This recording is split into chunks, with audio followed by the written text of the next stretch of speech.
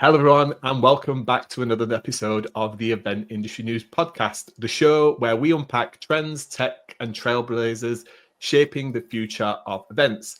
I'm your host, Adam Parry, and today we're diving into a conversation that no doubt will hit home for many organisers, juggling spreadsheets, PDFs, and the never-ending chaos of exhibitor management. Now, here's the simple truth. Your exhibitor experience is your brand experience. From the very first email to the final thank you, every touch point reflects who you are as a show, and clunky systems can quietly erode trust long before the venue doors open. Joining me today is Christian, the CEO and co-founder of Eventflow, a company that picked up Best Technology Startup at the Event Technology Awards recently. And Christian and his team are on a mission to bring simplicity, automation, and a touch of sanity back to the exhibitor journey. We're going to talk about what's broken, what exhibitors actually want, and how smart tech can lift the whole experience without lifting stress levels. Christian, great to have you with us. Let's get into it.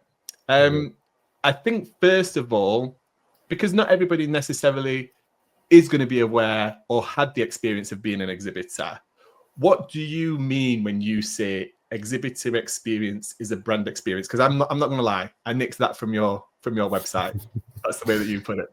Yeah, so I think really it's this idea. I mean, it's like any form of branding, really. You know, it's the exhibitor experience is everything. It's everything from the first email. It's everything from how you answer the phone. You know, it's every little part of the brand, every touch point. Is part of that exhibitor experience. And ultimately, if somebody, for example, can't find information, or they try and call you and they can't get hold of you, it's just from that very first thing, it's slowly starting to impact how they feel about the brand. And ultimately, you could have a very, an awesome event, great speakers and everything, but ultimately, if the exhibitor has kind of got off on the wrong foot to start with, they're already going to have, potentially negative ideas of your event brand ultimately. Yeah, and I think as well, what comes to mind is sometimes companies, they're not necessarily booking 6-12 months out from event. They may be coming in fairly last minute.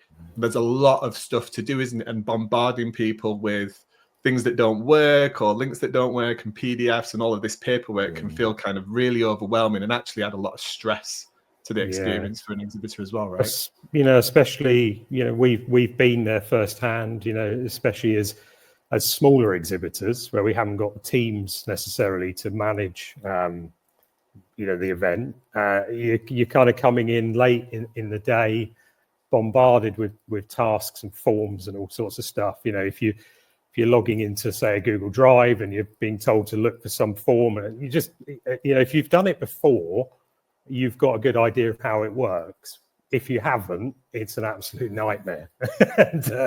I personally in a business a long time ago, I exhibited a massive food event, and that was one of my first sort of real tastes of this. This was probably going back 2017, 2018, and it was an absolute nightmare. I didn't have a clue what I was doing back then. I sort of like to think we've got a better idea now with Eventflow, and obviously the last few years are doing an awful lot more shows. But yeah, it's overwhelming. And on the other end of the spectrum, some of our clients, we've got two businesses, and we've got a design agency, and some of our clients in the design agency exhibit at big shows. Some of them have got very, very large trade stands, and they say exactly the same thing to us. They absolutely hate. They love the shows. They love the event. They hate all of the pre-event stuff. And I think that's the thing, right? Like, you can have companies that are very, very experienced at using trade shows as a way to reinforce the brand, meet with customers, generate new leads, all that kind of stuff. They do it. They have a program. They exhibit at tons of events all year round.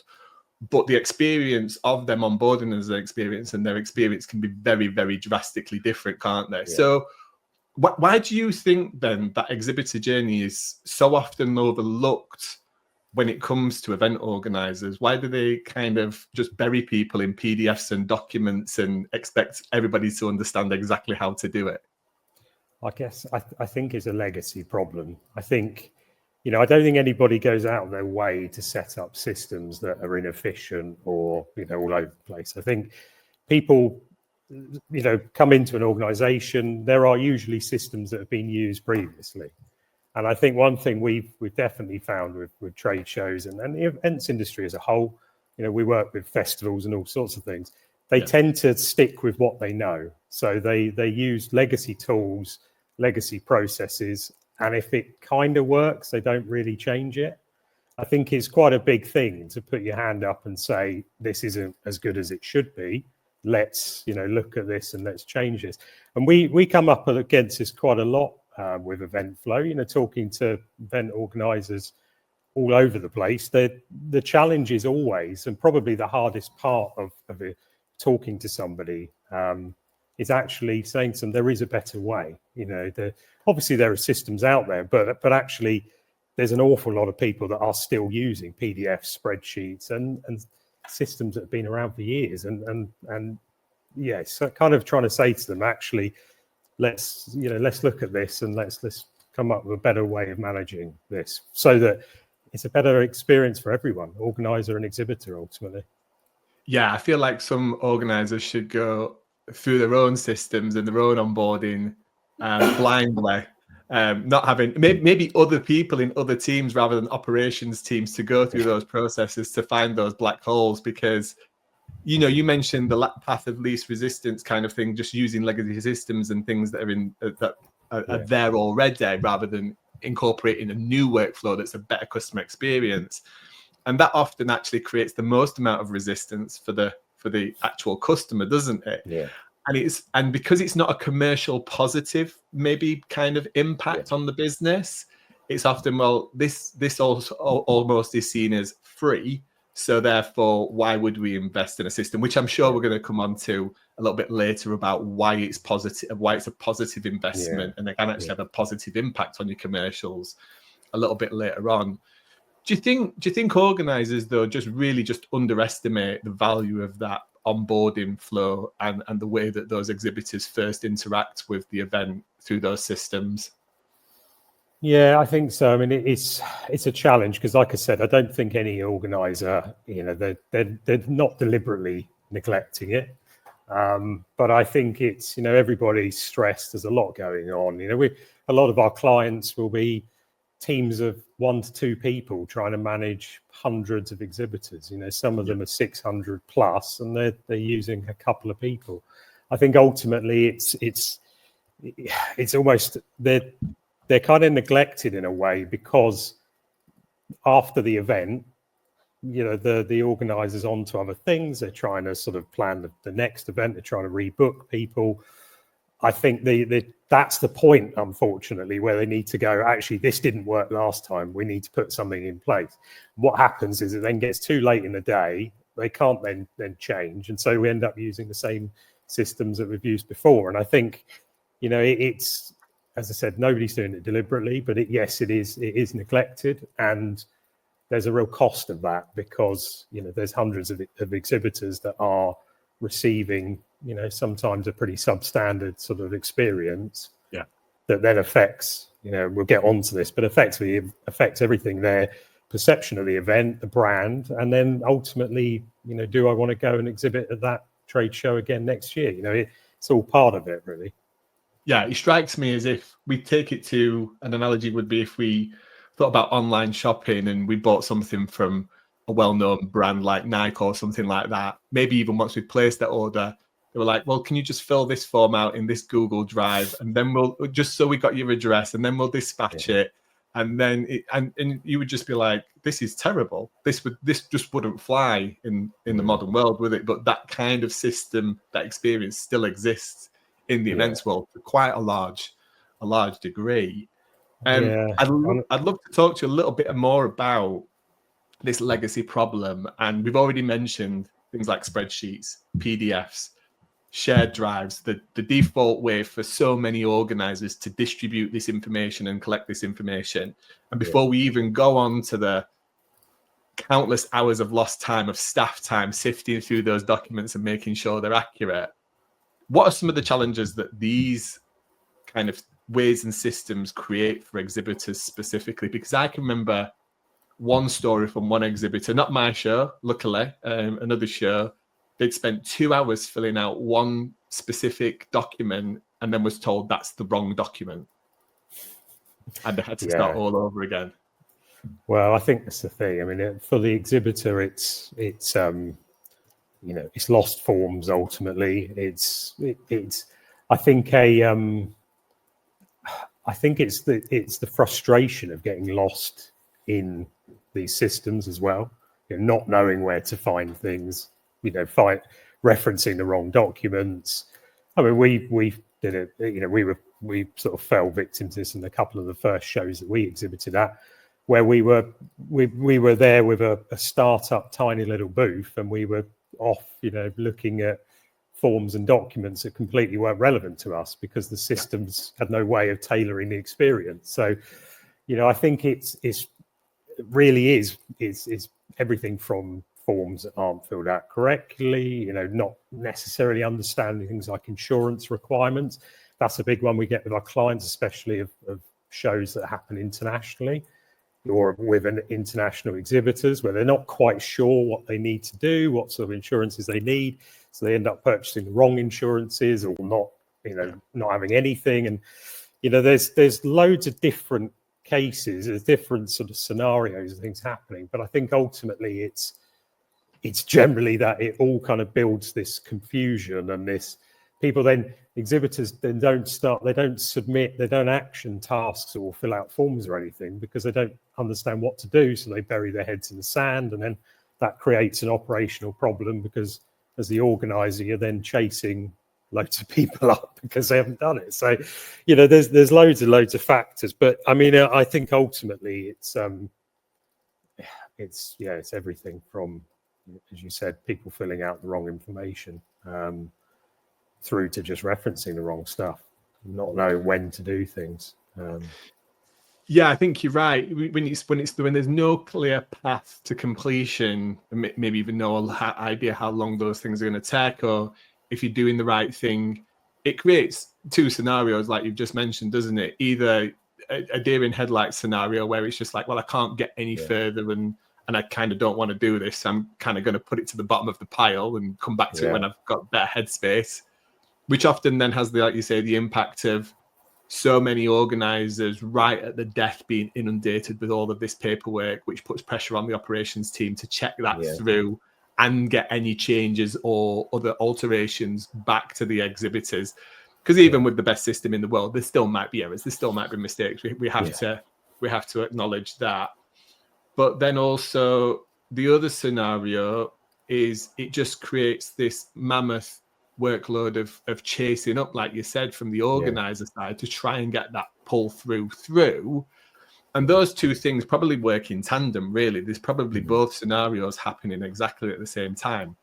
And operations teams, they're kind of probably on a 4 to potentially 6 week event cycle, going from one event to one event to one event, the larger of the organizers. So it's no wonder, is it, that this is classed as one of the most stressful jobs in the world when you think about the actual processes and systems we have in place are actually creating that pressure. Well, that's the thing. I mean, I think it was a Bizzabo study recently said that it was like 40% of of an event organizer's time is spent chasing the exhibitors, which is insane.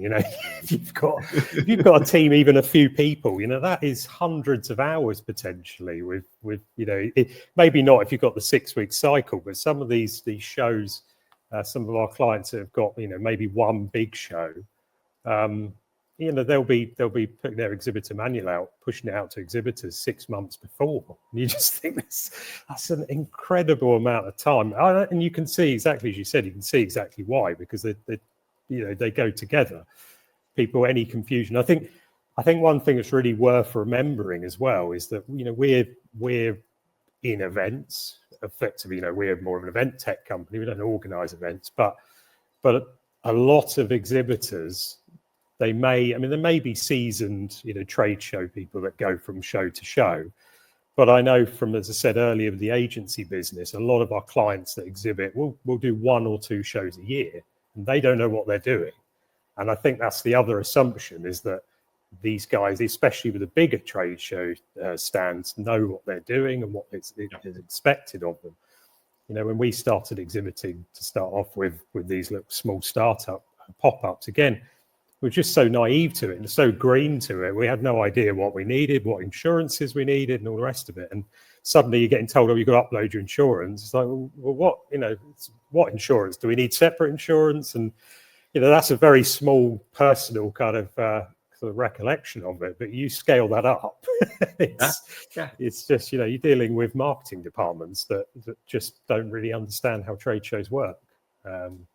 Absolutely. And like you said, that can then impact, can't it, on, do we want to do that again? Okay, we had a good show, we met great people, but do we want to go through all of that work and that stress in the lead up to the event, and that almost that distraction as well? We could class it as distraction, couldn't we, from the rest of the event, or that not misunderstanding, but no clarity on what's needed and when and things like that.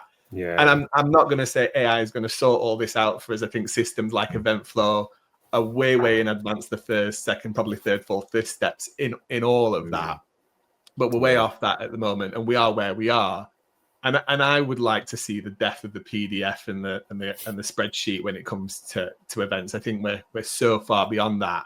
But one of the other things that comes to mind is when you've got all of these other things kind of lying around, and maybe someone uploads the 2023 rather than the 2024 or the 2025 doc, there can be a massive mismatch, can't they, on tone, clarity, design, terminology, terms and conditions, all of these things, the information that's actually provided.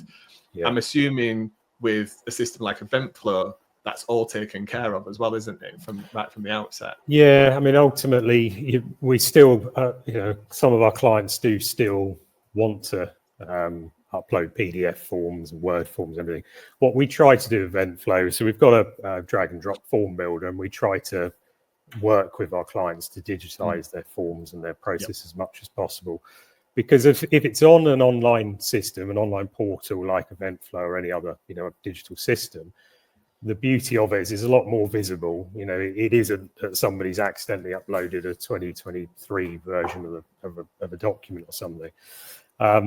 But as you said, there's that human sort of level of it. You've got to, I think one thing we've learned working in this space is, again, with clients that have very similar shows year on year, there's sometimes a tendency to use what we had the year before. So again, we're trying to create tools. They're still work in progress with Eventflow, but effectively pre-flight tools that will literally check for dates, advise if files haven't been re-uploaded for the, you know, for this year and stuff. Little things we can try to do with the tech to help actually give event organizers a bit of a helping hand to say, have you realized this link is actually a link to the last year's registration page or something like that? You know, we all do it. You know, some of our biggest clients, some of our biggest clients, you know, you'll be looking a few months into the event manual being online and realize that some of the dates are wrong or whatever. So we're going to try to bake into Eventflow over time some of these tools to do this. But I think, like you said, I think the future, we'll soon come on to this a bit, but with agentic AI and everything, again, we can hopefully use these tools to actually make it, you know, you imagine a world where we had no forms. You know, you could literally talk to something and it would just tease the information out of you, for example. I think there's so much we can do going forward. I think, trying not to jump straight into the AI automation kind of everything's going to be magical and hit with the magic wand and we're all going to live blissfully. But, you know, on that point, I see, you know, I personally see systems like Eventflow being that operating system, that core central system that the organizer plugs into. And hey, maybe the old school kind of still want that admin dashboard experience and things like that. But on the other hand, there'll be the more tech adapted of us, the more conversational based of us that will probably just click on the, you know, the XYZ event GPT and have a chat with it and upload the documents. And it'll just be, like you said, just a conversation with that system. and it'll take care of everything and all the onboarding, and actually that'll be a super slick experience for people, and actually a direct line of communication, because it's how we get through the day-to-day life, isn't it? We're having conversations on email and WhatsApps and LinkedIn messages and all these kinds of things to move the needle forward, whether that's be for our own internal teams or with our customers and things like that. And I can't see it being any different with GPTs or AI, to be fair. But we'll come back to all of that wonderful stuff a little bit later on. From your experience then, Christian, what does a really, really good exhibitor onboarding look like? What should people be really shooting for? What's your ideal exhibitor experience as an exhibitor? I think ideally we want to effectively sign the contract. We want to agree to exhibit, and then we want to be followed up straight away with a login from an exhibitor manual, an online system that's branded, reflects your event. So we know, again, everybody's bombarded with emails.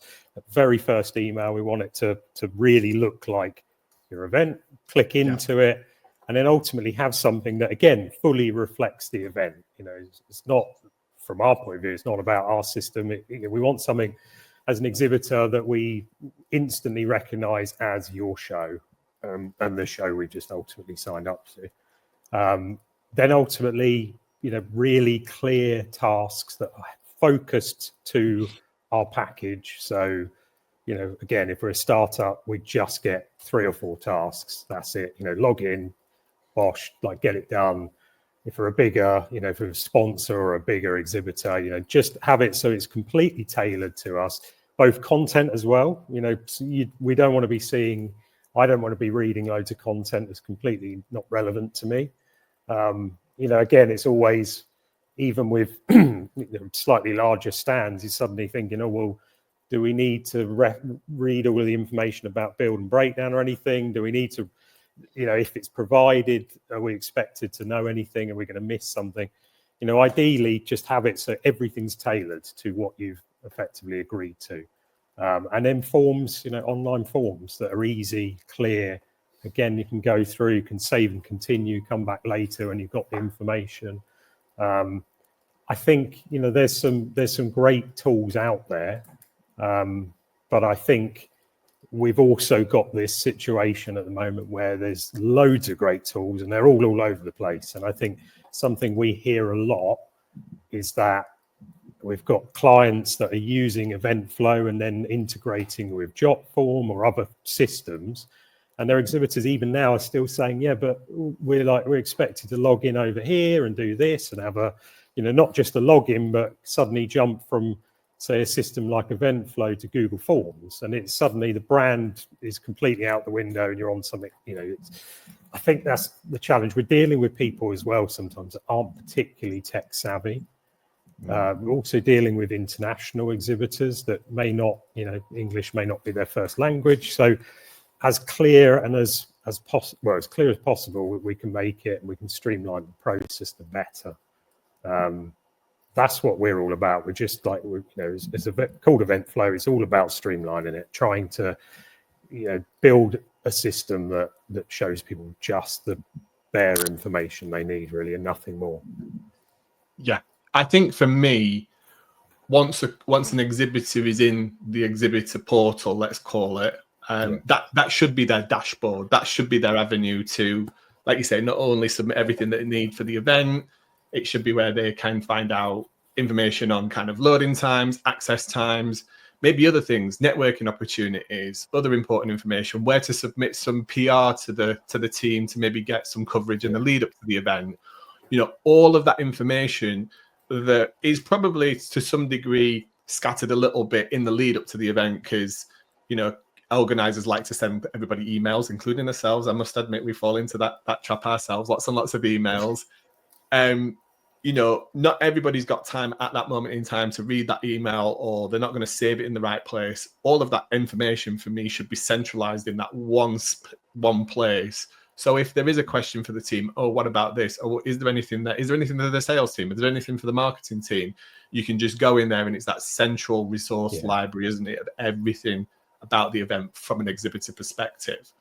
That also makes me think that, and it may be the case for your customers, Christian, that savvy organisers are also using that as an opportunity to present other options to exhibitors, which do lead to revenue. Maybe that's additional sponsorship opportunities, tickets to events, and other things like that. Are you seeing your customers use the system in that way? Have you got any examples? To a small amount. I mean, so we've got a few examples, slightly different, but we've got event organisers are actually looking at the exhibitor manual as somewhere to run advertising. So, if you've got, main contractors and various suppliers there, we've had conversations with several clients that have really sort of said what they want to try and do is create a situation where the exhibitor manual is effectively cost neutral, because they're selling the sponsorship of it. We've also got, we have got some small examples where people are using the task management system to effectively allow people as optional tasks to, go and sign up something else or whatever. I think it's still it's early days with that, because I think we're still at that sort of part of the adoption where people are getting their head round having an online solution, an online portal for this. But I think it's something that, going forward, because the effectively this exhibitor experience, exhibitor manual, if you like, it sits central to everything, is where, you're referencing information and where you're actioning tasks and things. It actually gives you a great opportunity to start pushing, the information to other systems and upselling in that way. So I think we're only just seeing the very start of that now, but I think it's something that will grow. I think so as well, because I think, within portals like Eventflow, there's an opportunity to present lots and lots of those opportunities, right? And the one thing that's missing from that, though, is the signal, the intent signal back to the team that Christian's been looking at XY sponsorship. He's had the page open for 15 minutes, probably an indication he's either had a quick look and he's walked away for a coffee, or he's actually taking that quite seriously. And I think that's the next step, isn't it? It's the kind of the system working with the organizer to identify that stuff and actually present it to them, because otherwise the sales team is going to be none the wiser. In actual fact, it's the biggest cliff. Once an exhibitor's signed, the sales team generally move on to the next person and totally forget about that person that's already booked. But if the systems can talk to the sales teams as well, that's something no PDF or Word document or spreadsheet could ever do. So that in itself is a reason to invest in these systems to get that kind of insight, I think. And it's a great point, because I think we see it even now. I think a lot of clients and typically event organisers they'll onboard the exhibitor or say add a sponsor to the system, and that's it. And what they aren't doing, exactly as you said, could quite easily be converting those exhibitors to sponsors and all the rest of it on the system. But often, again, it comes back to overworked, overwhelmed, all the rest of it. They're thinking, we've got to get this done. So add them to the system. That's it done. I think there's loads of opportunities with it. I mean, we haven't gone down the route of. We've got a supplier directory. We haven't gone down the route of storefronts or anything with that for the moment, partly because we're kind of working out really what the demand is there. But I think definitely, it's a great side of it. Something that I'll steal and take away and talk to the guys about adding in, because it does make 100% sense. Well, that's a really nice segue into kind of like my next question, which is, organisers, operations teams, they're all, so busy, next event, or they've also got other things that they're working on. Lots of events are organised by media businesses like us, and they've got other parts of the business. It's not necessarily always their sole focus. So actually moving to a system, like you say, this isn't broken. Are we going to, well, it is broken, but they don't see it as broken. Yeah. What's that transition look like? What advice have you got for people that kind of want to take that steps? Because I think presenting it to them could almost feel quite painful, from going, well, we've got all of this stuff over here, and now we've got to learn a new system and set all of this up and then educate exhibitors. What advice have you got there, Christian? I think the first thing is it's not as necessarily as difficult as it seems. I think it is quite overwhelming. It's an interesting part, in terms of even our sales cycle. It's probably one of the toughest things. People, can be very interested, but they think it's going to be a huge amount of work to learn a new system. And a lot of the time, our clients have already got all of this sitting around in different documents.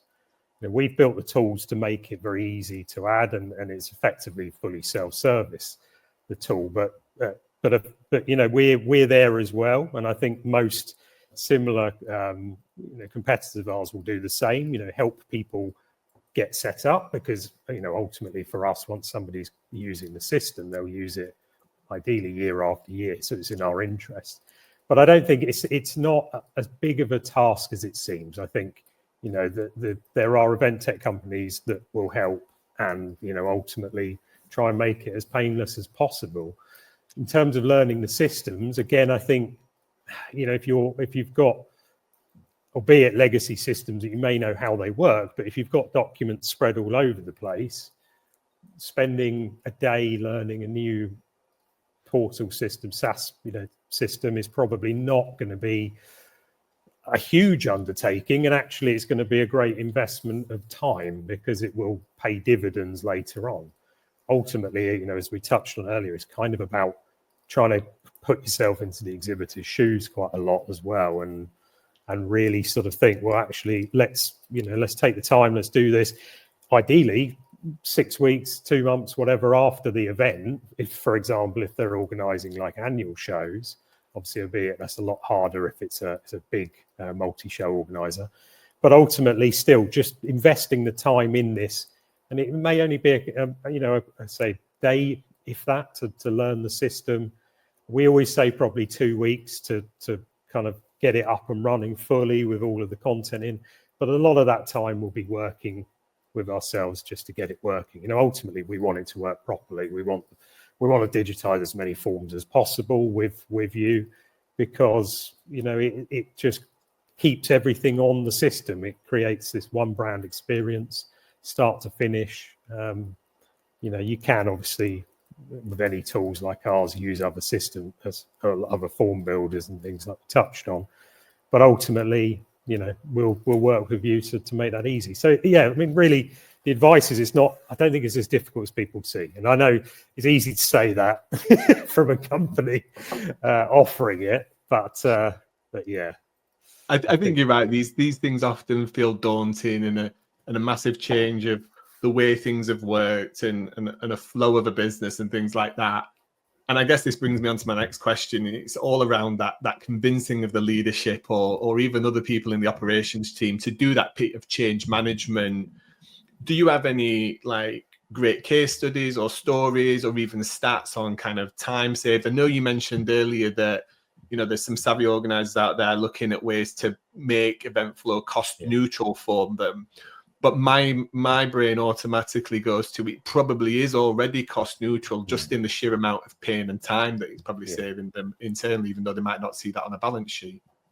Yeah, I think that's the thing. I think it's I think the sponsorship side is because people, when you're initially having a conversation with an organizer, they may not necessarily quite get how much time saving they'll get from the tool, and it's a really difficult thing to communicate. As I said, that the Bizzabo report, and there's various other reports that sort of talk about 30 to 40% time spent managing exhibitors before the show.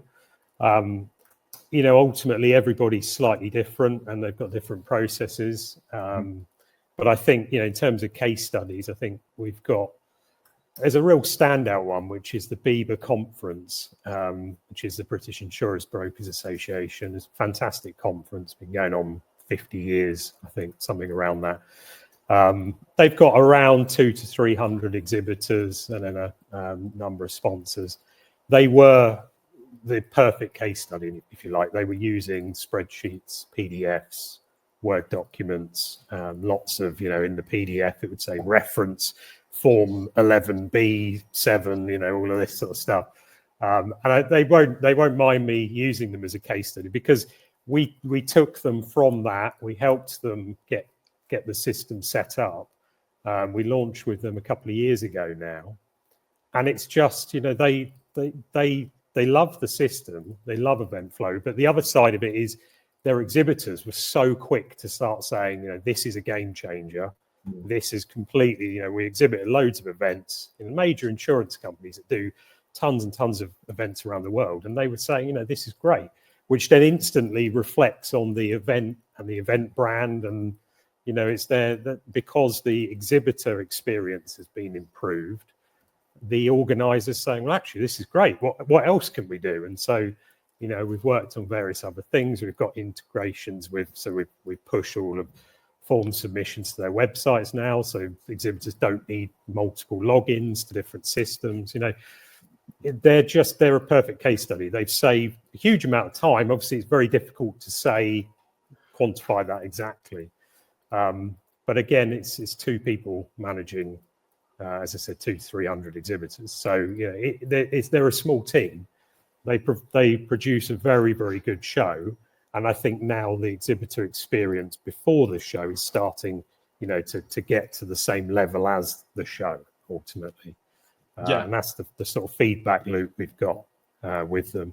The other clients, we've worked with the Goodwood estate for over 10 years, crazily, on the Festival of Speed and the Goodwood Revival. Obviously, very different model in a way to trade shows, very B2C, but they're managing huge sponsorships. And I think something that's really interesting there is, obviously, the Festival of Speed is co-branded by MasterCard. And part of the terms of that sponsorship was that MasterCard had their logo on every single touch point that went out. And even to a point where if you mentioned Festival of Speed, you would have to say Festival of Speed presented by MasterCard on every single thing. So again, having the system, like having a fully branded experience, it also helps appease those sponsorships and allows you to say, well, actually, you're on the exhibitor manual, your brand is everywhere. And I think that's a sort of another hidden side to this, is actually from a sponsorship point of view, it helps to have everything on brand from start to finish. Those are great, fantastic examples. And I think, just back to your point, sometimes you don't know how positive and impactful a technology or a software or a platform is going to be until you actually take that leap of faith and start transitioning and using it. I've had that experience recently with something that I've started using for my productivity, and I at the very least, it's probably 3x my productivity in a certain area. And I was like, oh, I'm just not sure about this. I'm really not sure. It's a total change in the way that I'm working. And now I could, if this company shut down, I'd be devastated. Honestly, I really would. But that brings me on to kind of, before my quick fire round at you, Christian, that brings me on to this last segment. And it'd be remiss of us not to talk something about maybe the future and technology and AI. And I always love to ask this from individuals like yourself who are founders or leadership within technology companies, because you often have a steer on what's coming in the next 10 years, never mind what's coming in the next 5 years or 3 years or the next thing down the road. And I won't ask you for any big blue sky thinking kind of predictions, but what's coming, or what are you seeing that's making you really excited as a technology provider, and maybe if that's also applicable for the events industry as well? I mean, I think, obviously AI, I think, is the big one. I think what we're seeing and the way we can apply, really AI as it is now, but then as we go forward, looking at more agentic AI and the idea of AI actually taking almost like a kind of human role of being able to action tasks and things.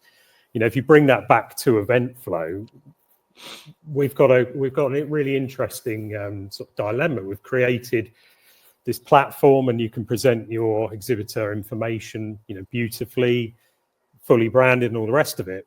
But you're still relying on exhibitors actually reading the content to then know what they're supposed to be doing. And I think I'm not afraid to say this. I mean, the tech's not there yet, and it's something that we're still planning. But really, the future for me and the team is, what we want to do is flip it on its head. we're sitting on a goldmine of content for our clients, and again, for them, them themselves. They've got loads of content in a platform. We can introduce AI to start answering those questions. So you flip it. Somebody says, actually, how do I get Wi-Fi in the venue or whatever? We might as well use that content that's already input to answer it, and just proactively sort of really turn Eventflow from being a portal to being an extension of your department. So effectively, all of those low-level questions, telephone calls, the rest of it, just get answered like that.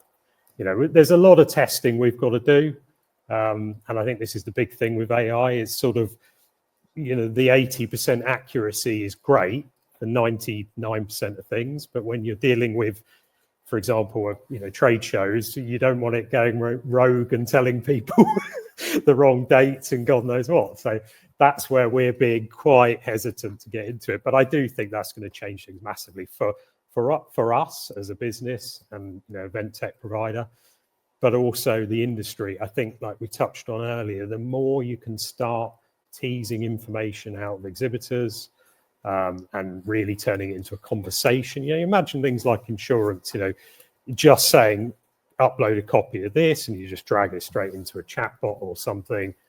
And just, rather than it being an afterthought, have it baked into the system. So, as opposed to a little pop-up somewhere, it literally is the system. And I think that's the way it should go. I totally agree with you, because not only do I think that what you've just portrayed there reduces the number of emails and pieces of communication, which again take a lot of time up, and in most cases they're the same kind of pieces of content or replies or similar things that you're kind of responding to. I think it's also going to help us learn so much about our exhibitors and our events through those questions, and then through that learning and the AI getting, self-learning, getting better with the correct responses and the right direction. Because often the friction comes from people just sometimes simply not knowing to navigate around the actual. It's the first time they've seen the platform, right? They're not quite sure how to navigate around and get to where they need to go, and have some questions and things like that. Those systems self-learning and feeding that information back.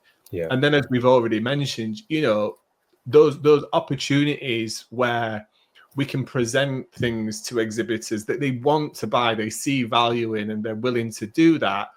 But are they going to necessarily pick up the phone and speak to another salesperson to get that move that needle forward?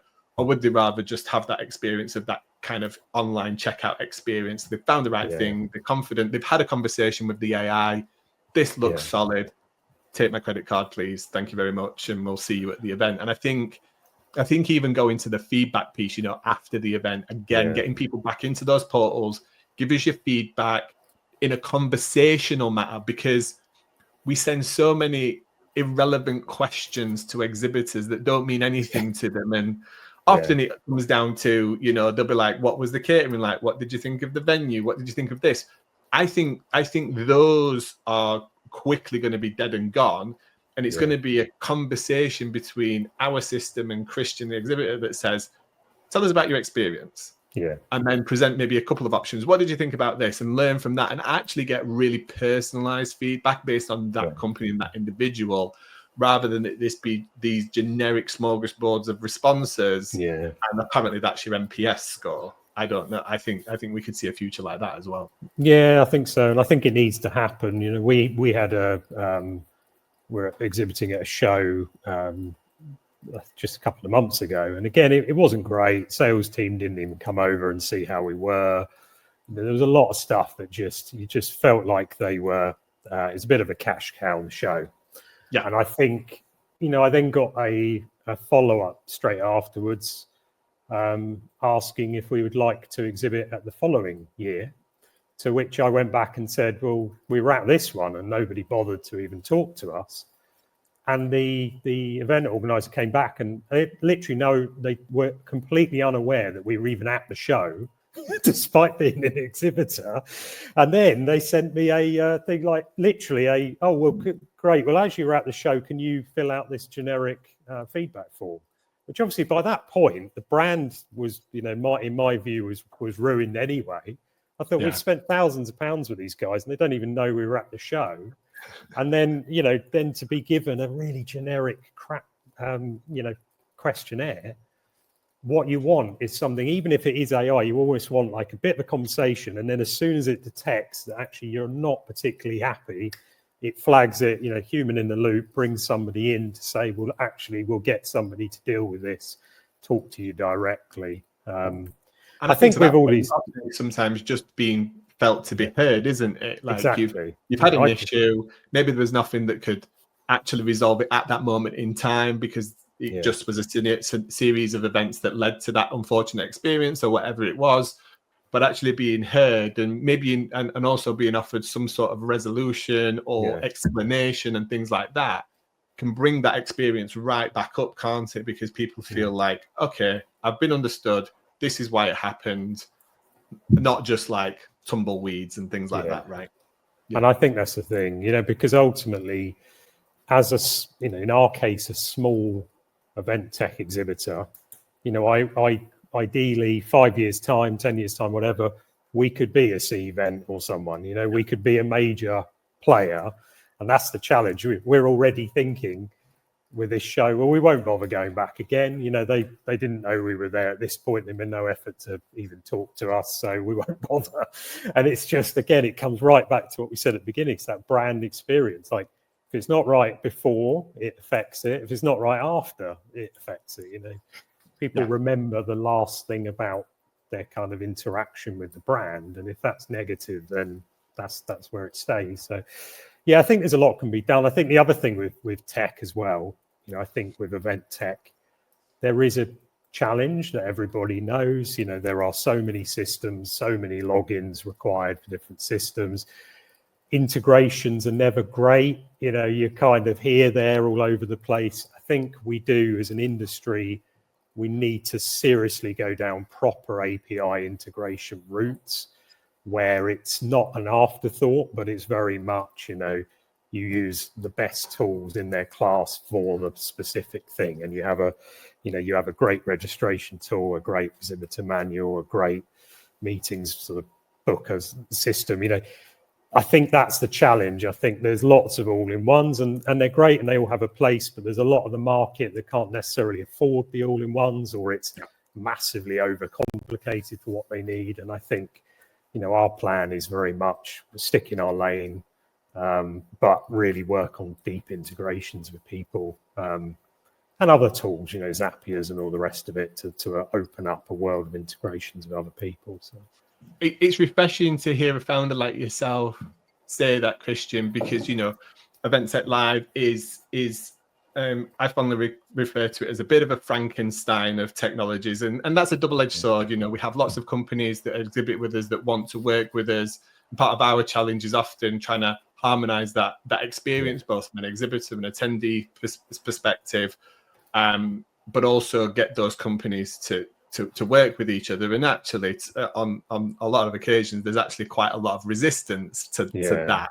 And I think as an industry, in order to move forward and everybody to grow, everybody to be better and everybody to be healthier, that's the way to go. Because if we make that bit frictionless for companies, then I think the organisers will have the choice of using the best in class for their scenario. That doesn't mean that one company is automatically going to default to be the only solution for registration, for example. But at least it will make, and I actually believe it's one of the ways that the event tech side of things has actually been a little stunted in terms of growth because of that resistance to integrate properly on a deep level and actually make it really, really simple and not have to go through a Zapier or a make.com or these other solutions. And also not be charged $5,000 every time you want one system to talk to another. That's another conversation. I think the challenge is it's always who integrates with who, and that's the problem. Correct, you end up with this. The big boys don't want to do any work on it. They say, well, here's our docs, sure. And that's always difficult. We as a business, we need to be smart about it. We don't want to get into a point where we spend their entire lives on that hamster wheel of doom, like trying to keep integrations working. But equally, I do think, the industry needs better integration. I mean, my pet hate as an exhibitor is filling out my exhibitor profile 3 or 4 times per show. It's just like I forget which ones I've done. You get to a point, you're like, right, I've filled it out for the app, I've done it for the website, I've done it for the exhibitor manual, but then it's like, well, actually, have I uploaded it to the app? And that shouldn't, in this day and age, we should be able to push information from one system to all of these. There's actually a company called RunMerge who is an ex-Eventer as well, who's trying to bridge this gap in the middle while we get into this point. And I wish them every bit of success, because just any amount of streamlining on that kind of stuff. And back to your point, then is your brand being displayed in the right way? Well, Christian, thanks so much for joining me and giving us a behind-the-scenes look at what an exhibitor experience should be and could be in 2025. I think it's clear to me that Eventflow isn't just building tools, you're building trust between organisers and exhibitors and really harnessing that brand value and that exhibitor experience. For anyone that's listened today and still knee deep in PDFs, deadlines, and confused comms, maybe it's time to rethink what your exhibitor journey says about your brand and reach out to Eventflow. To find more out about Christian and the Eventflow platform and the way that they're transforming processes, head over to eventflowapp.com and keep an eye on this award-winning tech startup and what they're doing next. As always, if you enjoyed the episode, give it a share, a review, or better yet, send it to a team member who still thinks a shared drive is the future. Until next time, stay creative, stay curious, and keep building better events.